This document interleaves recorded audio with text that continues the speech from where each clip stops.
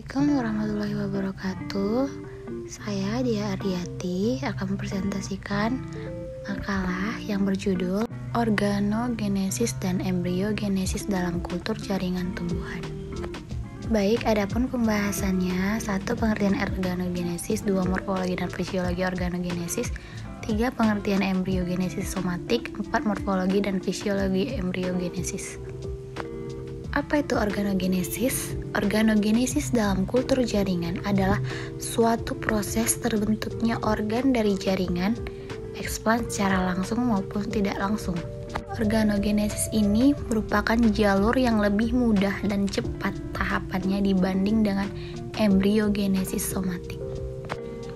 Morfologi organogenesis pada dasarnya regenerasi tanaman melalui organogenesis dibedakan menjadi 3 tipe, yaitu organogenesis secara langsung dari eksplan yang dimiliki primordia tunas, yang kedua organogenesis secara langsung dari eksplan yang tidak memiliki primordia tunas, yang ketiga organogenesis secara tidak langsung melalui fase kalus. Adapun fisiologi organogenesis, organogenesis dapat dilakukan pada sel-sel yang bersifat meristematik dan kompoten, yaitu sel-sel yang mampu memberikan tanggapan terhadap sinyal lingkungan atau hormonal hingga berakhir dengan terbentuknya organ. Baik, selanjutnya pengertian embriogenesis. Embriogenesis adalah suatu proses pembentukan dan perkembangan embrio.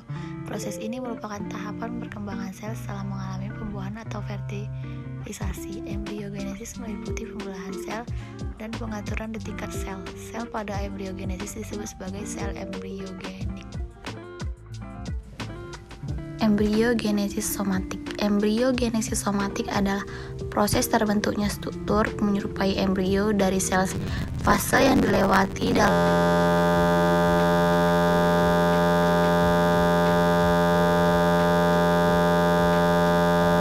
Embriogenesis somatik terbentuk dari individu sel atau kelompok sel, kemudian memasuki globular stage atau fase bentuk bundar, lanjut heart stage atau fase bentuk hati, dan torpedo stage, fase bentuk menyerupai torpedo, baru kemudian menjadi embrio. Pada fase torpedo, meristem ujung batang dan meristem ujung akar sudah dapat terdeteksi.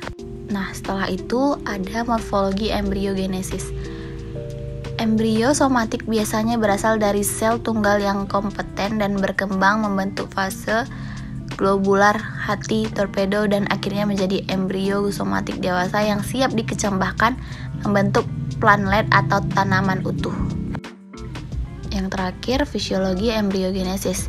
Embriogenesis somatik mempunyai beberapa tahapan perkembangan yang spesifik seperti induksi kalus embriogenetik atau embrio somatik, membentuk langsung, pemeliharaan, pendewasaan dan perkembangan, pembentukan kotiledon, bibit somatik, dan aklimatisasi. Baik, itu saja yang dapat saya sampaikan. Lebih dan kurangnya saya minta maaf. Assalamualaikum warahmatullahi wabarakatuh.